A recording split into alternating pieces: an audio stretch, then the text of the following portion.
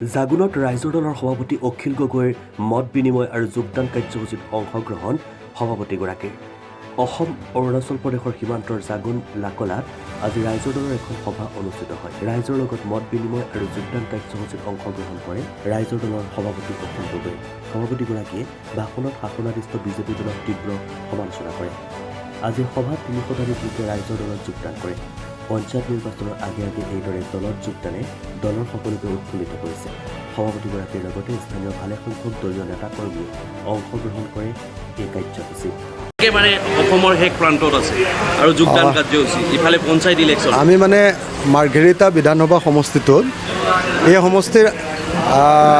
এই সমষ্টিৰ যিজন MLA, গোটেই ৰাজ্যখনৰ ভিতৰতে এজন অযোগ্য MLA, নিমাতী কইনা, মুখেৰে মাত মাতিব নোৱাৰা MLA, আৰু যোৱা 4 বছৰত মই এদিনো মানুহৰ কাৰণে মাত মতা নেদেখা যিজন MLA, ভাস্কৰ শৰ্মাক বিদায় দিবৰ কাৰণে আমি সংকল্প ল'ব খুজিছোঁ।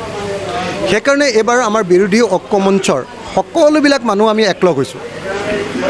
অল পাৰ্টি আমি একলগ হৈ নিমাতী কইনা আৰু চিণ্ডিকেটৰ মাষ্টৰ আৰু ৰাইজৰ কাৰণে এটাও মাত নমতা, ৰাইজৰ কাৰণে একো মাত নমতা, ৰাইজৰ জনতাৰ স্বাৰ্থত একো কাম নকৰা, শুই বহি খোৱা আৰু সমষ্টিটোৰ উন্নয়নৰ স্বাৰ্থত একো কাম নকৰা আমি ভাস্কৰ শৰ্মাক বিদায় দিবৰ কাৰণে কঁকালত টঙালি বান্ধিছোঁ। সকলো জাতি, ইয়াৰ সকলো ট্ৰাইবেল মানুহ, ইয়াৰ সকলো গোৰ্খা মানুহ, ইয়াৰ সকলো বাঙালী মানুহ, ইয়াৰ সকলো দেউৰী মানুহ, ইয়াৰ টাইফাকীসকল আৰু আহোম, কোচ, চুতীয়া যিমানবিলাক মানুহ আছে, আদিবাসী মানুহ, সকলোবিলাক মানুহে এইবাৰ সংকল্প লৈছে যে এইবাৰ যিকোনো প্ৰকাৰে ভাস্কৰ শৰ্মাক এইবাৰ মাৰ্ঘেৰিটাত পৰাজিত কৰা হ'ব। এহাতেদি বিজেপি চৰকাৰে আমাক লুটি পুটি শেষ কৰি পেলাইছে, মানুহ জীয়াই থাকিব নোৱাৰা কৰি পেলাইছে। আনহাতে আকৌ ইয়াত নিমাতী কইনা এজন MLA দি আমি এই সমষ্টিটোৰ উন্নয়নো কৰাব পৰা নাই।